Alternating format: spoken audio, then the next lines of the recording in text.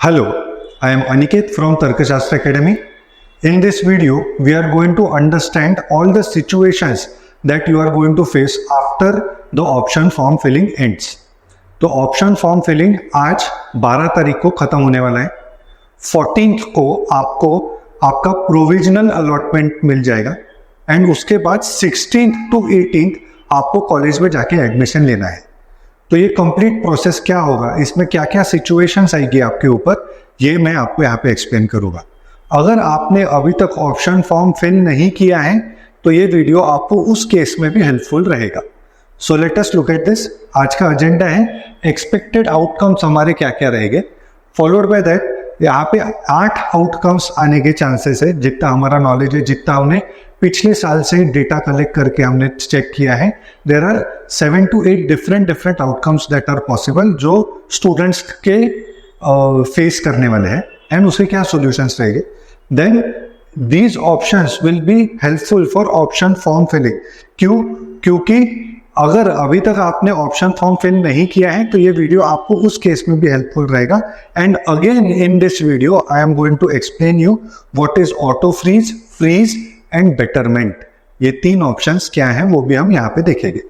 सो एक बार आपने option form fill कर दिया तो आपके पास क्या क्या सिचुएशंस आएंगे। Let us start with that.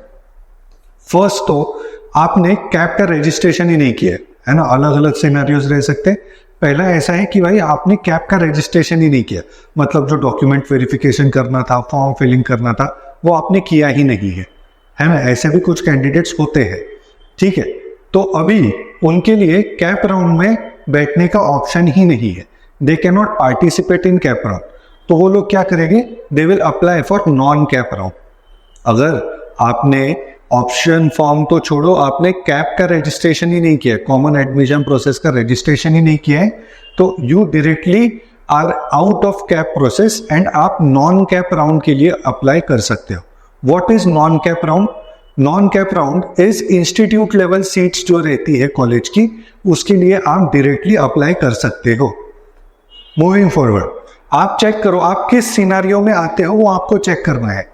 आप किस टाइप की कैंडिडेट हो, आपने रजिस्ट्रेशन नहीं किया है तो ये अगला ऑप्शन है आपके पास, ठीक है। नेक्स्ट इज आपने कैप रजिस्ट्रेशन किया है बट आपका फाइनल मेरिट लिस्ट में नाम नहीं आया है, ठीक है। आपने सीईटी का एग्जाम दिया, सीमैट का एग्जाम दिया, उसके थ्रू आपने कैप का फॉर्म फिल किया, उसके बाद आपने डॉक्यूमेंट वेरिफिकेशन के लिए किया, बट आपके डॉक्यूमेंट्स ही वेरीफाई नहीं हुए and now you are out of CAP process. तो अभी आपके पास क्या ऑप्शन है, you can apply for non CAP round. वही नॉन कैप राउंड जो कॉलेज के इंडिविजुअल सीट्स रहते हैं उसके लिए आप अप्लाई कर सकते हो। ये कैसे अप्लाई करेंगे, उस कॉलेज के सीट्स को आपको कॉलेज के वेबसाइट पे जाके या कॉलेज के एडमिनिस्ट्रेटिव ऑफिस में जाके अप्लाई करना होगा। फॉर एग्जाम्पल SIES कॉलेज में 36 इंस्टीट्यूट लेवल सीट्स है जो नॉन कैप राउंड के थ्रू फिल हो गए। तो ये जो इंस्टीट्यूट लेवल सीट्स है इसके लिए आपको कॉलेज में विजिट करके या फिर कॉलेज के वेबसाइट के थ्रू अप्लाई करना होगा। मूविंग फॉरवर्ड, ये अभी 3rd टाइप के स्टूडेंट्स का रहेंगे।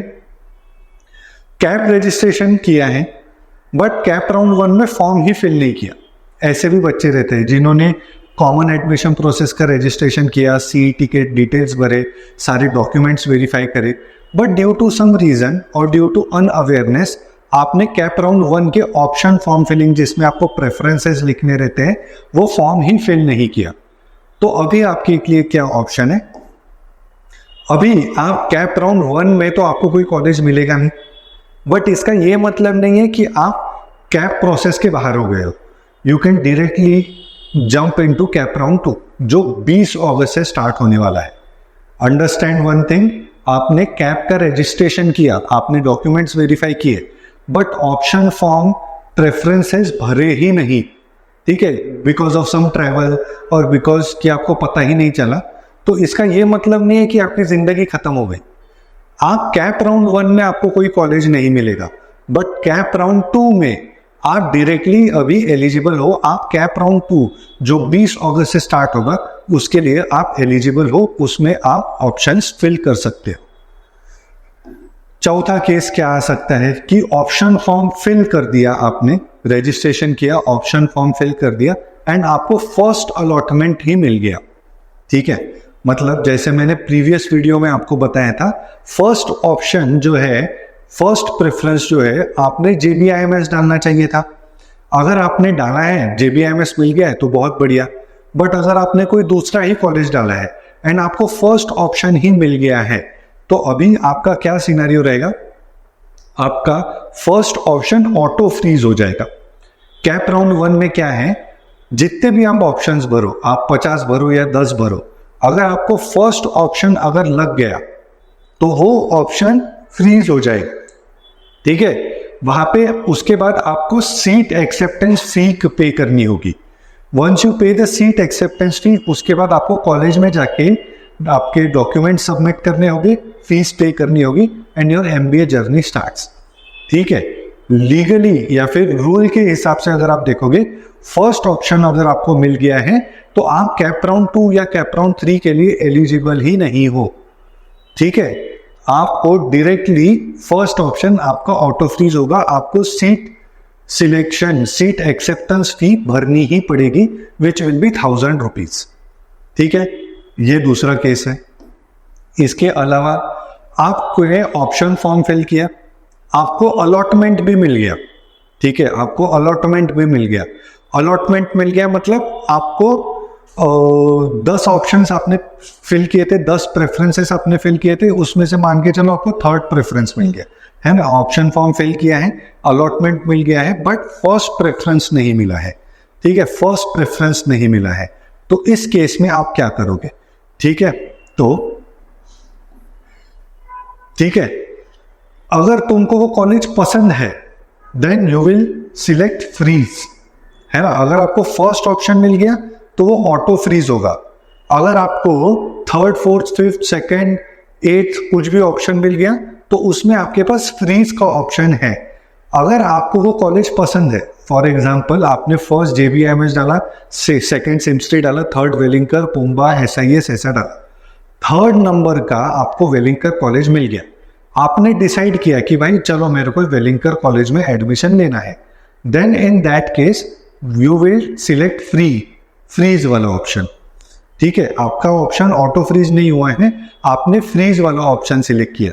उसके बाद आपने सीट एक्सेप्टेंस फी पे की, उसके बाद आप कॉलेज में गए, डॉक्यूमेंट सबमिट किए, आपके सारे जो फी के ड्यूज थे वो पे किए, उसके बाद आपका MBA जर्नी स्टार्ट हो जाएगा। As simple as that.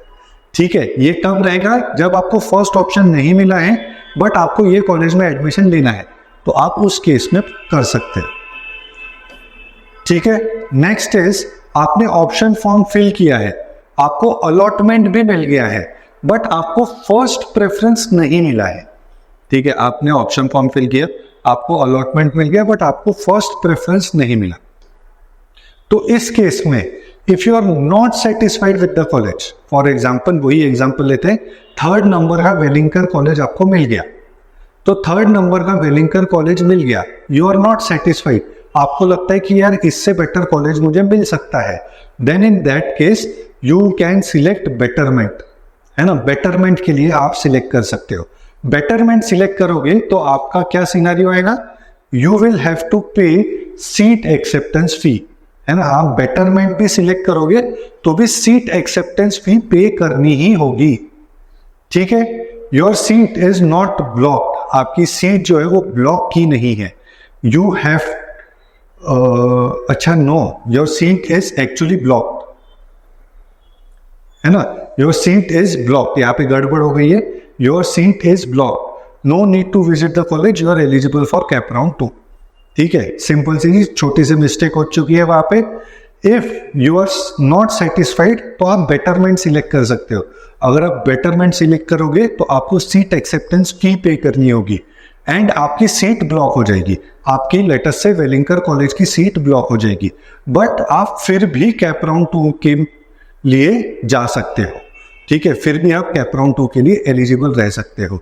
अगर आप बेटरमेंट सिलेक्ट करोगे तो आपको कॉलेज विजिट करने की कोई ज़रूरत नहीं है, कोई फी पे करने की ज़रूरत नहीं है, कोई डॉक्यूमेंट्स सबमिट करने की ज़रूरत नहीं है, क्योंकि आपने बेटरमेंट सिलेक्ट किया है, you can directly go to CAP round 2। ठीक है, मूविंग फॉरवर्ड। अभी दूसरा सिनेरियो, ऑप्शन फॉर्म आपने फिल किया, आपको अलॉटमेंट भी मिल गई, फर्स्ट प्रेफरेंस आपको नहीं मिला है, फिर से वही JBIMS simply Wellington third preference आपको मिल गया। So if you are not satisfied with the college you and you don't select betterment, मतलब आपने कुछ भी नहीं किया, आपको लगा वेलिंगकर कॉलेज मिल गया है, अभी मेरे को ये वेलिंगकर कॉलेज भी नहीं चाहिए, मैं बेटरमेंट भी सिलेक्ट नहीं करूंगा, तो इस केस में आपको सीट एक्सेप्टेंस फी पे करने की जरूरत नहीं है। पहले वाला केस क्या था, आपने बेटरमेंट सिलेक्ट किया था इसलिए सीट एक्सेप्टेंस फी पे करनी थी। अगर आपने कुछ भी नहीं किया है तो आपको नो नीड टू पे the seat acceptance fee. Your seat is not at all blocked, आपकी सीट ब्लॉक नहीं होगी, है ना, वो सीट वेकेंट हो जाएगी। ठीक है, अगर आप बेटरमेंट सिलेक्ट करोगे तो आपकी सीट ब्लॉक होगी, अगर आप बेटरमेंट सिलेक्ट नहीं करोगे तो आपकी सीट भी ब्लॉक नहीं होगी, आपको सीट एक्सेप्टेंस फी भी पे नहीं करनी होगी। ऑब्वियसली आपको कॉलेज में जाने की जरूरत नहीं है, डॉक्यूमेंट सबमिट करने की जरूरत नहीं है एंड कॉलेज की फीस पे करने की जरूरत नहीं है, आप डायरेक्टली कैप राउंड 2 में जा सकते हैं। ठीक है, and the last case is कि आपने ऑप्शन फॉर्म फिल किया बट आपको अलॉटमेंट ही नहीं मिला। आपने लेटर से 5 ऑप्शंस फिल किए बट आपको वो 5 कॉलेज में से कुछ भी नहीं लगा, है ना। अगर वो 5 कॉलेज में से आपको कुछ भी नहीं लगा तो भी कोई डरने की बात नहीं है। ठीक है, you can directly get into cap round 2। Cap round 2 में आप डायरेक्टली एलिजिबल हो जाओगे। ठीक है, ये डिफरेंट 8 सिनारियोज है। ये आप इन सिनारियोज में से कौन से सिनारियो में बैठते हो ये आपको आइडेंटिफाई करना है। ये आपको आइडेंटिफाई होगा 14 अगस्त को। मेक श्योर कि आप ये वीडियो तब तक देख लो एंड ये सारी चीजें फॉलो करो। ठीक है, if you have any doubt please put it in the comment section, will try to answer it with best of our knowledge. Thank you so much. Jai Hind.